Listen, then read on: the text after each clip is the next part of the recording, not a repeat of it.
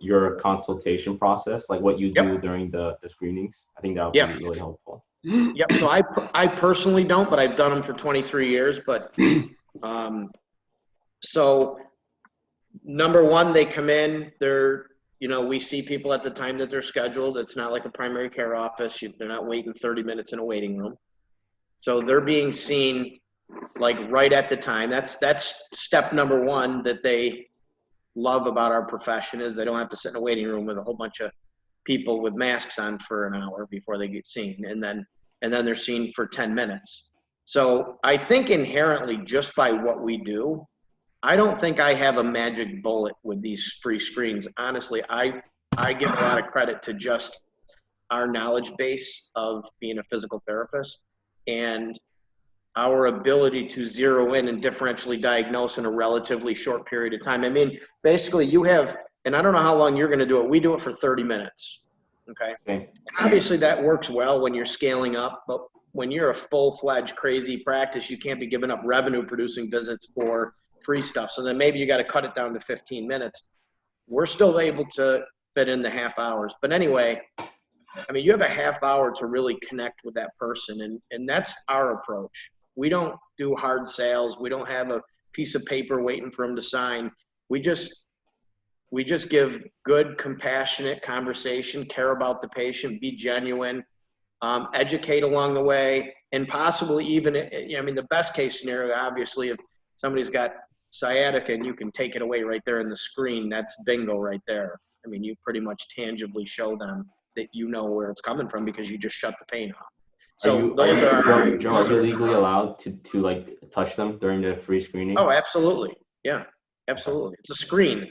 So you can do a screen on anybody. You know, you're not doing a full exam. You're not doing all that kind of stuff. But and again, you're direct access. You can do any part of an examination that you want to do. I mean, at least in our state, you can. You guys can do that, right? Right. Yes. You have no restrictions on that, yeah. But again, we're always making sure people understand that it's a screening exam. I make that very clear. In the past, when we've done it a couple of years ago, we did consumer-directed stuff, and people would come in, and then a month and a half down the road, they said, well, you said my first visit was free, and I got a bill for blah, blah, blah. So just make sure you're making clear exactly what it is and what they can expect, and that you live up to them expectations. I mean, Edric's worked with some other practices that were selling stuff on the internet, and they come in and they're doing totally something different. People had no idea what they were in for. So I would say set your expectations up. So when they come in, from the ad that you put out there, what did you convey in your ad? You're doing a screening exam. You're doing a consultation. So for me, it's a screening exam / consultation. So it's a lot of talk. It's a lot of guidance. It's a lot of quick history taking, quick differential diagnosis thought process, and maybe some physical stuff sprinkled in if you feel that doing something physical can be of value for that particular screening session. And you know what I mean by that. You do some, McKenzie retractions, and you can take somebody's headache away. There's not much selling to this process, in my opinion. You're a good, thorough physical therapist. You spending 30 minutes with somebody is your opportunity to sell them. So I don't hound my therapists to do hard sales, get people before they walk out the door. It just kind of comes naturally, but it's just because you have good people that care about people genuinely. And you talk about their life. It's not just about the need that they have. It's about, what's going on in your life right now? Well, my husband just passed a year ago. My daughter's dealing with type 2 diabetes. She's on dialysis at this, like all those little things to me build and nurture a relationship. I think that's what sells people on practices, that you give a damn, other than just a knee appointment, I mean, I know a lot of this is kind of like, common sense stuff, right? You would think, but it doesn't happen that way. And that's our formula, because we really don't have a sales pitch formula. It's just being good people and being knowledgeable and trying to zero in. I mean, you got 30 minutes. So depending on the person and the condition that, they're experiencing and the symptoms they're experiencing, they may not be a candidate for physical therapy. And, you know, we send some people out for specialists right away. Not very often, I will tell you, the leads that come into us, very appropriate for our care. They're looking for us, especially back pain and sciatica. They're sick of getting injections and it not working. You know, a lot of these people have been other places. So they're just looking for a solution that nobody else has been able to provide them. And sometimes they're so simple. These damn solutions are so simple. You would be surprised they had 5 diagnostic tests and injections and everything else.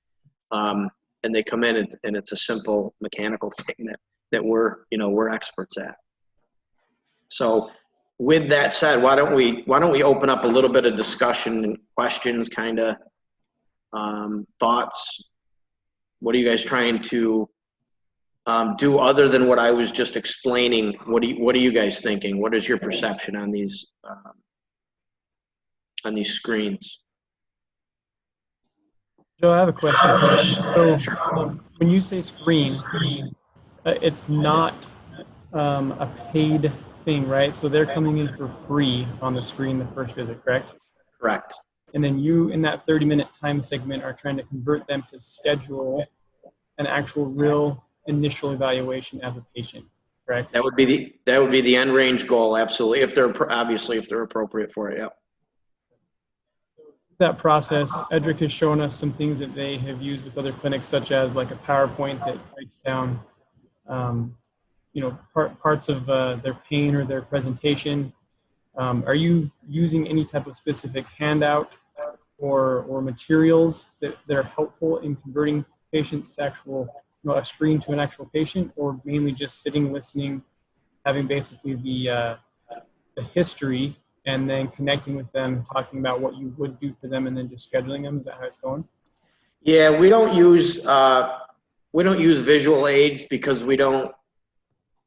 And listen, I think there's value in visual aids. So by no means am I saying don't use them. We don't do it. We don't want it to look like a presentation, kind of. We want it to be.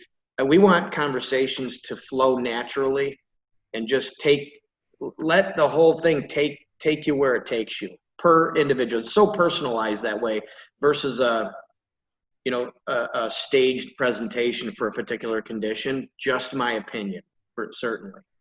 And yes, it is a free consultation, and you have 30 minutes. You're being interviewed basically. And, so we don't want it to be, and we don't want the whole approach to be, we go into it not really saying, hey, listen, our goal is to convert 100% of the people. No, our goal is to listen to everybody, understand their whole problem, give them good guidance, whether it's with us or not. And I used to always use those words, just because you let people's guard down when you let them realize that it's not necessarily physical therapy that's what you're looking for. Who knows? We're going to find out as we go through this screening process. But if at all you're not appropriate for physical therapy, you're not staying here. We're not going to pad our checkbook. We're here to guide you. We want to build a great reputation in our community. We care about people. We're responsible for your care, and we take it very seriously. If you need to see a podiatrist, you're going out the door, and I'm giving you that advice. So sometimes if you say stuff like that in the beginning, it lets people's guard down, because a lot of people come in off these gimmicks on Facebook and they think that, oh, okay, I'm here to be sold. So where's the catch?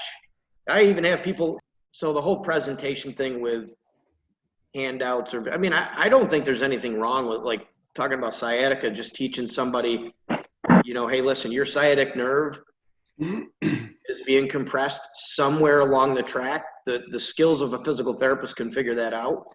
But here are some basic principles of why you feel symptoms in your hamstring and your calf. And, these are some of the things that can relieve that. Any handouts, I guess, are as long as it's not made to look like a canned presentation, I'm against those kind of things. Because then I feel like it's like everybody gets the same presentation versus a personalized approach. You're not going to have on your visual aid, you're not going to have anything about that person's personal life and their struggles. You don't become a counselor, but people, I'll tell you what I've learned in 23 years. People want to talk to people that are interested in them as individuals and not just their condition. I'm sure you guys have too. and just showing compassion for people sometimes is your sales pitch, believe it or not, because they don't get it in primary care.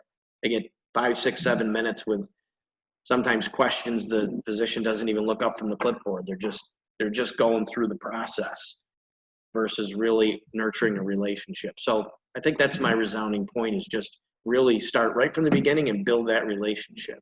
Well, Edric, you guys are doing the scheduling, right? Right. So do you two, when they come into your practice, do you see people at the time they're scheduled? Oh, yeah. You I'm do. a stickler about going on time. Beautiful. That's outstanding. So Edric, I would pass that along to your call centers too, to make that a very big point.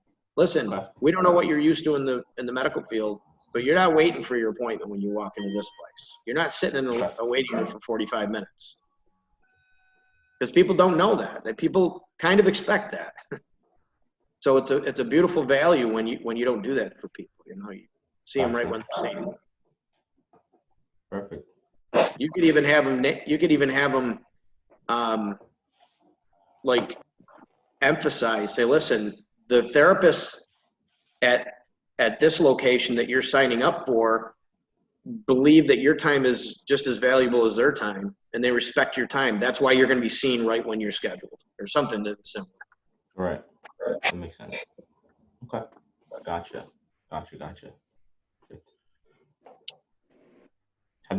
Joe, have you been tracking any of your numbers recently for those consults that you've been doing, like the conversion rates on that? I do. We're converting, from the ones that scheduled, we're probably converting about 70 to 75% of the people that come in. Awesome. And a good portion of the ones that aren't converted are people that don't show up.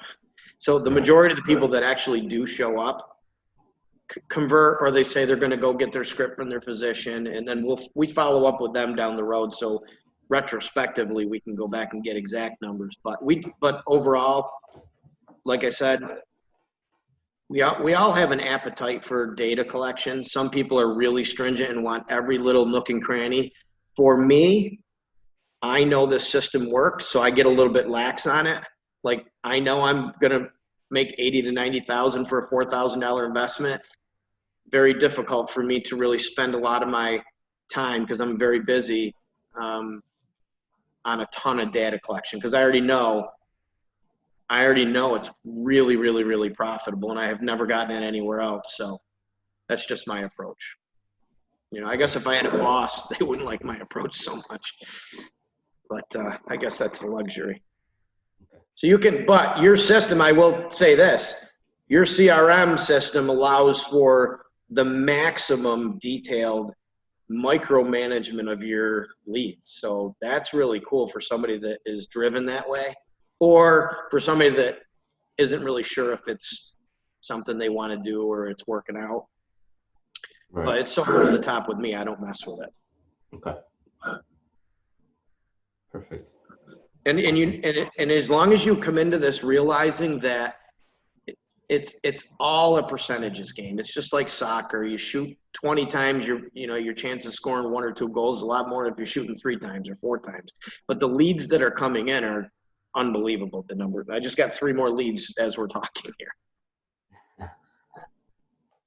Awesome. So, okay. Yeah, Greg and Dave, I hope you got value from this call with Joe, and kind of listening and understanding his approach and his mindset when doing these screens.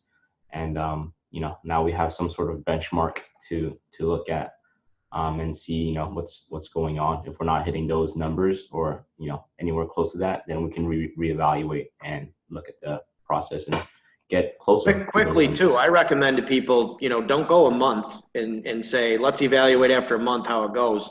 The way Edric's system works, you should notice results quickly.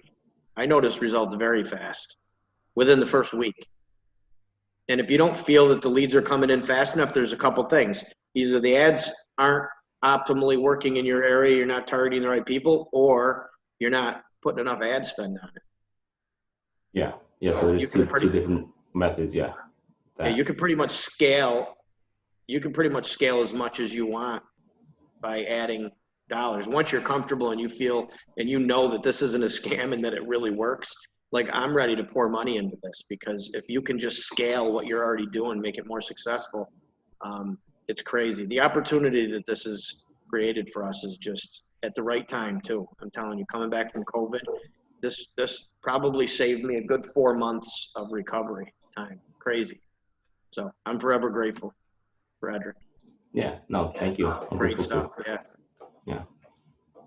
But you know what I think, guys, overall, my overall resounding thing is, because the industry was so heavily relying on physician referrals and, hey, I got to get a script from my doctor, and the doctor sends them to who their buddies are, and maybe even within the same practice, same medical system, you know, people getting, people coming to PT's first entry point, it's going to take some time for people to really adopt and understand and realize that there's something different out there. You're not just a referral to a PT to go do exercise. You know, all these people that come in, they're blown away at many different things about us. And you guys have the same thing.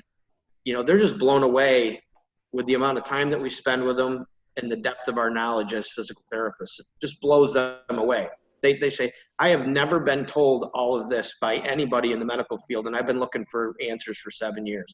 And we hear it repeatedly all the time. So 30 minutes with a PT, a neuromusculoskeletal expert, in my opinion, is a sales, it's a sales dung itself. That's your sale right there.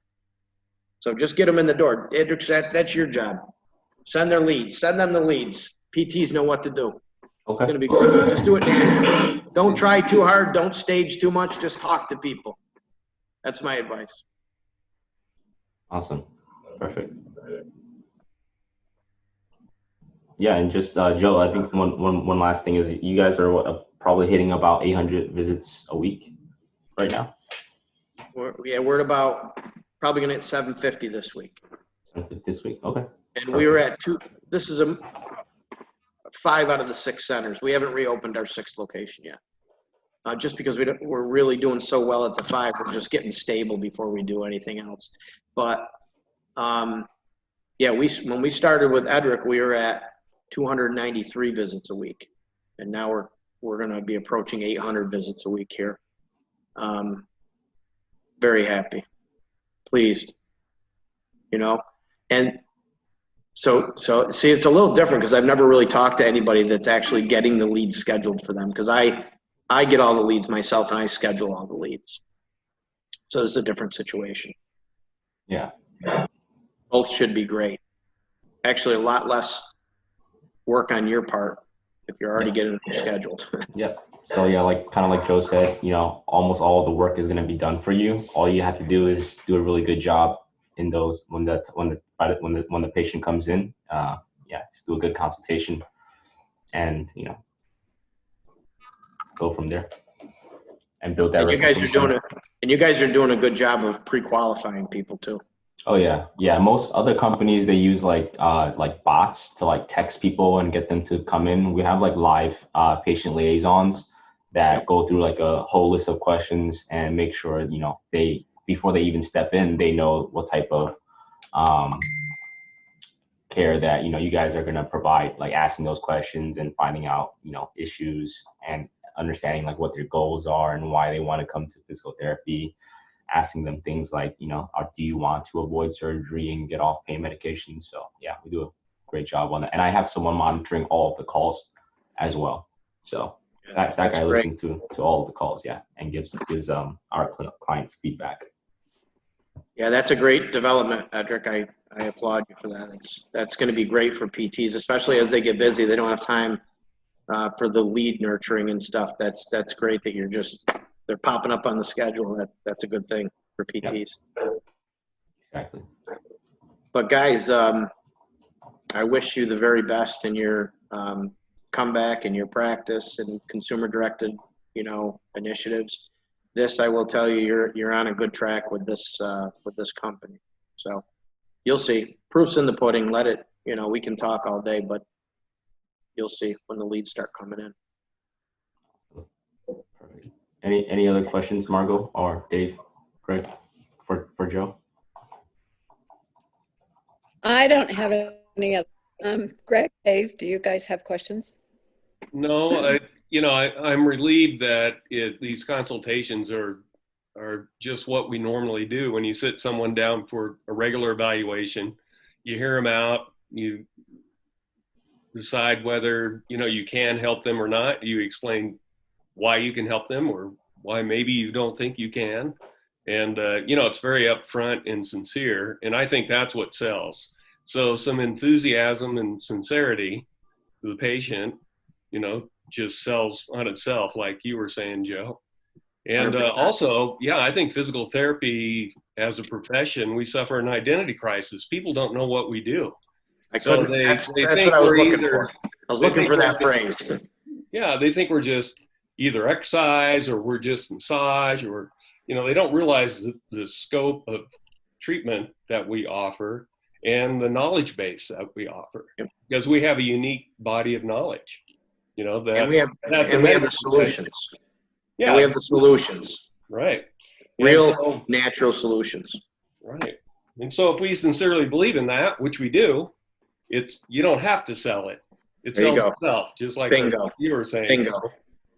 So that was one of my concerns starting this out, that it would be kind of have to learn how to hard sell a little bit or something. I was totally uncomfortable with that. Yeah. I think sincerity always wins out. People pick up if you really care about them or not, whether, even subconsciously, they know that. So if you have hard salespeople will say, yeah, but there's still a sales process. There's still a hard close. There's still this. And I don't, I've been in practice for 23 years. And I've always just been good to people and compassionate and genuine, and it's worked for me. I don't want my therapists to feel like they have to be, car salesmen either. We don't sell used cars that are falling apart. We sell, real things that are changing people's lives. So, that's confidence going into the conversation. Right. We know what we sell. We don't have to be hard salespeople, because like you said, when they find out what our knowledge base is compared to the rest of the people in the medical field, they'll decide for themselves. And that's really what happens. And my staff don't have to feel like they have to do anything outstanding, and because therapists are not salespeople. I can tell you that. Maybe that's good for me that not every single one of my therapists want to open their own practice. But they appreciate not having to be put on a pedestal and being put on a chopping block and doing hard sales. They appreciate that. So from an employer standpoint, it's a lot easier for me too to say, guys, just be you. And they convert the living daylights out of people all the time. And I attribute that to the quality of the leads. Because the leads that come in, they're looking for what we have. They're looking for what we do. So it's pretty exciting. The biggest thing you're going to say is, where the hell have all these people been? That's what I say all the time. Like, where were these 400 people that just came into me in 3 months?